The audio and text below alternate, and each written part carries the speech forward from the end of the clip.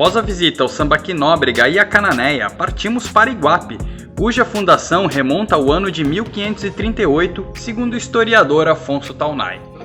Em 1577, foi elevada à categoria de freguesia com o nome Nossa Senhora das Neves de Iguape.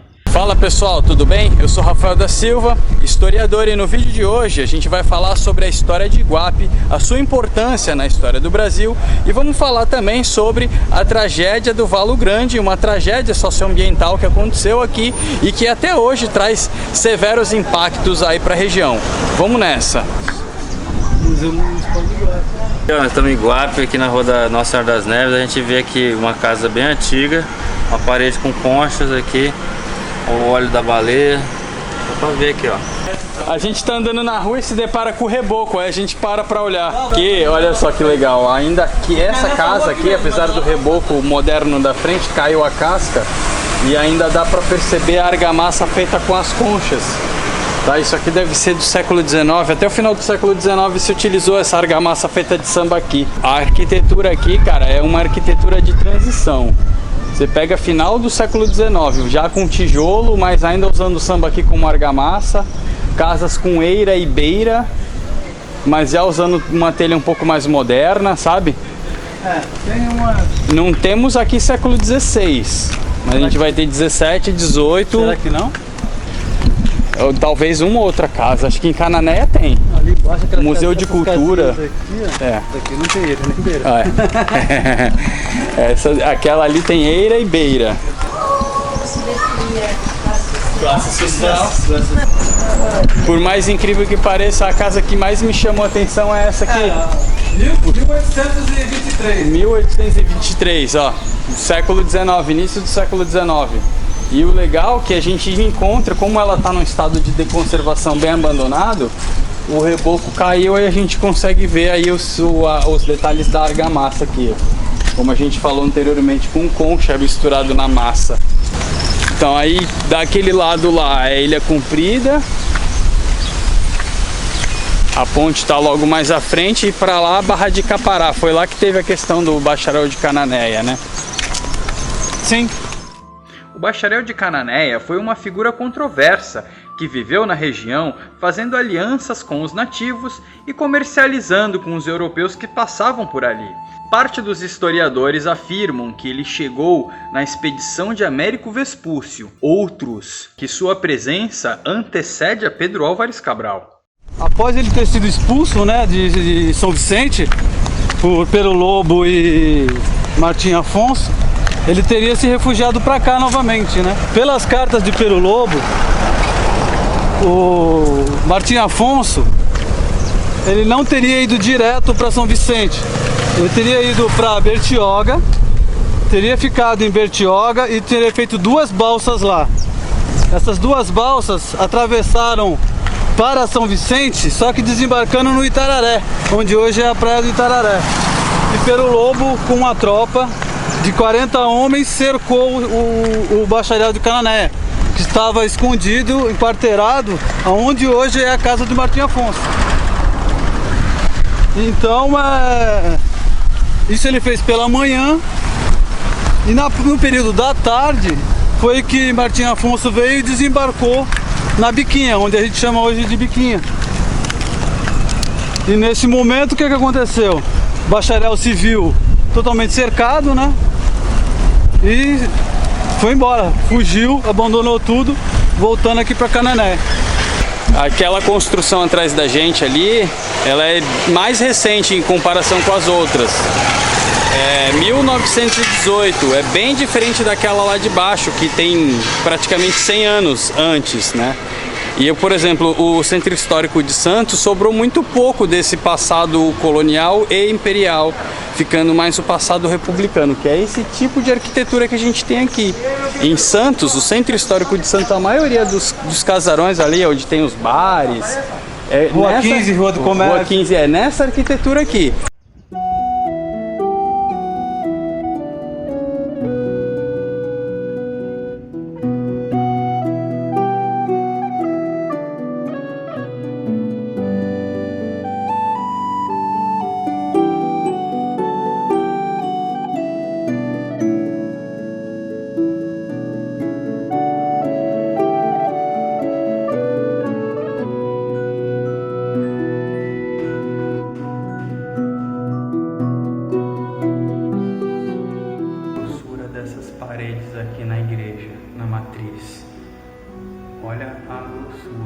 isso porque era um tempo em que as construções religiosas também serviam como construções de defesa. Aquilo ali é praticamente uma seteira, com uma parede dessa grossura. Agora a gente vai subir e vai conhecer a imagem do Bom Jesus de Iguape.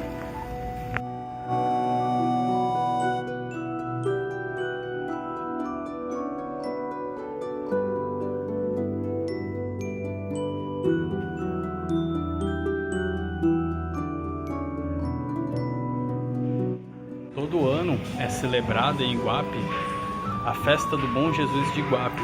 E é nesse momento que tem a romaria que parte do Barra do Una, em Peruíbe, e é celebrada uma missa no meio do caminho até chegar na cidade de Iguape. São 35 quilômetros andando em comemoração à tradição, quando a imagem foi encontrada pelos índios, justamente nesse local, entre o Barra do Una e a cidade de Iguape.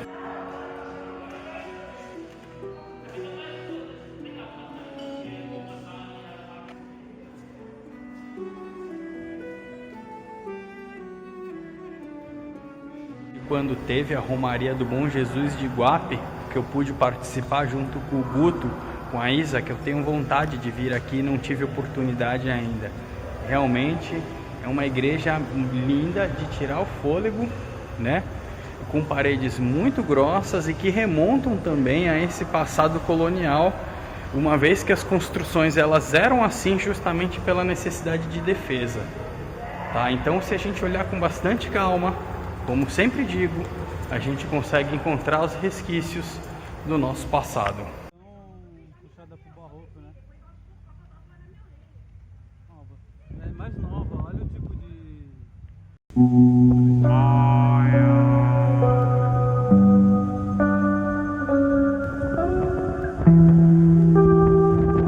Um dos efeitos do Valo Grande está aqui atrás.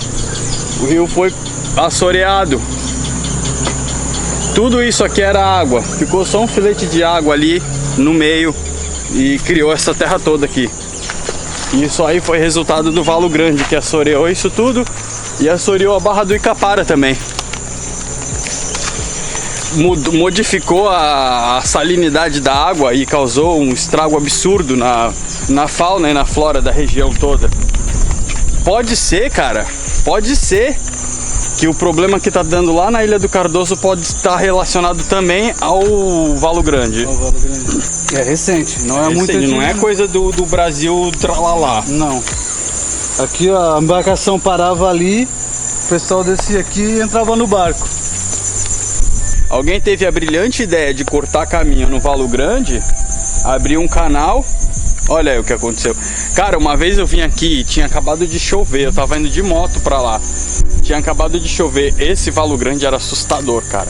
É mesmo? É muito forte, cara, muito forte, arrancando as patacas de terra assim das... Mas afinal, o que foi esse Valo Grande? Beleza, então o que foi esse Valo Grande? Explica pra gente o que foi o Valo Grande. O que acontece? O rio, ele passa lá atrás e faz a curva e deságua lá no Icapará. Só que a produção do arroz tinha que dar a volta lá por trás para poder vir para esse porto aqui, ou então para pegar o alto mar e ir para outros portos, para Itanhaém, para Santos ou para o Paranaguá. E aí alguém teve a brilhante ideia de cortar caminho, abrir um canal aqui de 3 metros que ligasse dessa região até a outra ponta ali, e foi feito. Só que quem abriu esse caminho não esperava que o efeito de erosão fosse absurdo. Hoje o canal está com mais de 100 metros de largura, de 3 passou para 100. O que aconteceu? Alterou completamente a salinidade da água daqui da barra, matou a pescaria, fez com que as pessoas tivessem que abandonar a sua economia da pesca, afetou a produção de arroz, destruiu a produção de arroz aqui da região, e a região virou uma região praticamente morta. O pontapé final aqui na região foi a construção das rodovias, aí desviou completamente a economia do Vale do Ribeira. O Vale do Ribeira só está retomando agora, das últimas décadas para cá, por conta do turismo, porque todo o volume de água que deveria desviar lá pela Barra do Icapara passa por um canal, e aí ele arrebenta com tudo. Agora a gente está chegando no Mirante do Cristo, E do Mirante do Cristo a gente tem a vista privilegiada da cidade de Iguape.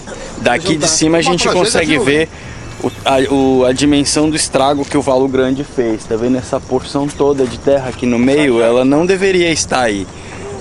E aí dá para perceber o Valo Grande tá lá no fundo, né? E aí dá para perceber que o porto de Iguape ficava ali e toda essa porção aqui ela foi assoreada, justamente a curva que a água faz, que a água que vem do Valo Grande faz. E aí foi realmente um grande estrago ambiental que fez.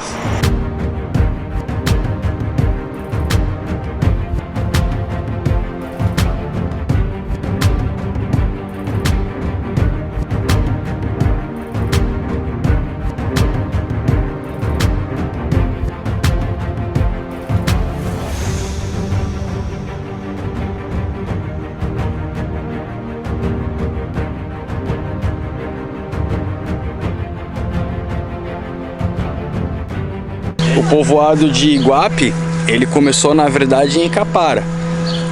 Por isso que tem esse marco representativo aqui. O povoado começou aqui. A gente tem a Guerra de Iguape, que aconteceu por aqui também, envolvendo o Bacharel de Cananéia. E depois, no século seguinte, é que o povoado então se retirou daqui e foi para o atual centro de Iguape, que a gente estava lá agora há pouco.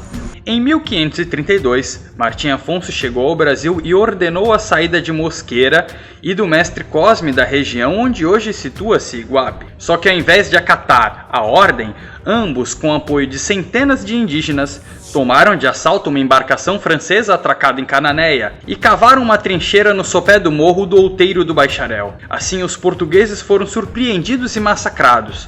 No dia seguinte, em posse da embarcação portuguesa, os dois atacaram a vila de São Vicente, destruindo-a e roubando o livro-tombo. Esse episódio ficou conhecido como Guerra de Iguape. Beleza, então a gente vai subir o Outeiro do Bacharel. Vamos procurar a entrada da trilha aqui. Falaram que é por aqui.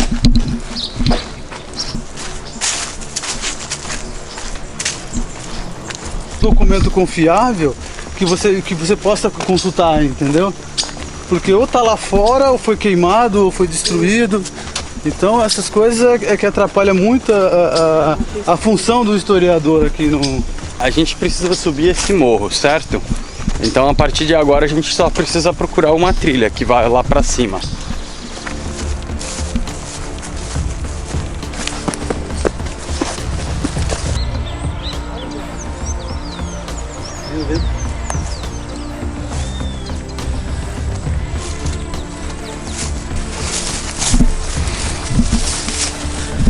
Rafa, sem sacanagem nenhuma. Essa semana eu volto pra academia. Deve que andar contigo vai me exigir bastante esforço físico. Entendeu por que eles escolheram aqui pra emboscar? É a entrada. É a entrada. Fácil avisar aqui, ó. Eles estão chegando. Se prepara. Sim. E a vegetação não cresce aqui, cara. É sempre... Tá aí, pessoal. Outeiro do Bacharel, 10 minutinhos de trilha e a gente já tá aqui. Os atacantes, eles entraram por aquela entrada lá com uma vista dessa daqui, fácil de entrincheirar o pessoal. O Bacharel conseguiu avistar os atacantes e aí eles foram emboscados nessa região. Ao nadar para as margens, os índios já estavam esperando para atacá-los. Vamos dar uma subidinha aqui. Eu vou ver se eu consigo subir aqui no farol.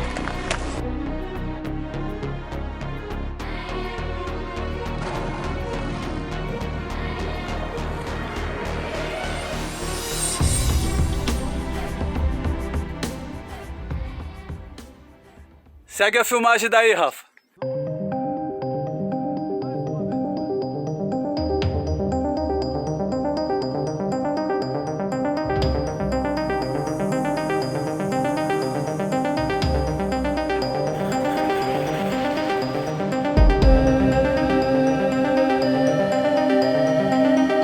Daqui de cima, sim, a gente tem uma vista bem privilegiada. Olha só, Ilha Comprida ao fundo, Icapara atrás de mim e naquela direção a Jureia. É realmente de tirar o fôlego. Na Guerra de Iguape, o conflito possivelmente teria acontecido aqui. A gente percebe que o morro não tem vegetação alta, é um morro ótimo para observação, porém embaixo tem. Então era uma situação ótima também para fazer a emboscada dos atacantes. Por outro lado, daqui a gente pode ver também a fundação do povoado de Iguape, né? Segundo o marco lá de 1538, talvez essas pessoas estivessem aqui antes mesmo, e utilizavam esse córrego, esse canalzinho fino aqui atrás de mim, para ter acesso ao mar.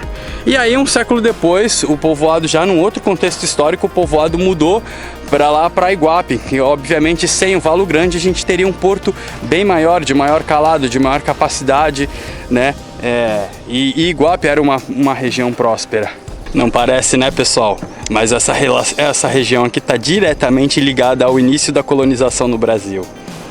Isso que eu acho o máximo da profissão do historiador, é você realmente tentar captar os detalhes para conseguir compreender esse contexto, porque às vistas de qualquer um você passa despercebido por essa história toda, né?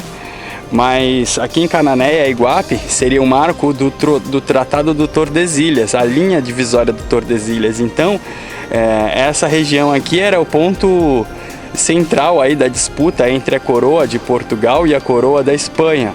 E no meio dessas disputas, personagens comuns, como o bacharel de Cananéia, como as populações indígenas que aqui estavam, os degredados, e toda essa disputa e a presença do Martim Afonso de Souza, que gera muita dúvida nos historiadores, né? Por que ele escolheu essa região tão ao sul, né? Com a história das rotas para a Cordilheira dos Andes, onde já se sabia que existia muito tesouro, muito ouro, muita prata. Então tá num lugar desse aqui falando de uma história dessa é realmente um privilégio, pessoal. Valeu, valeu mesmo.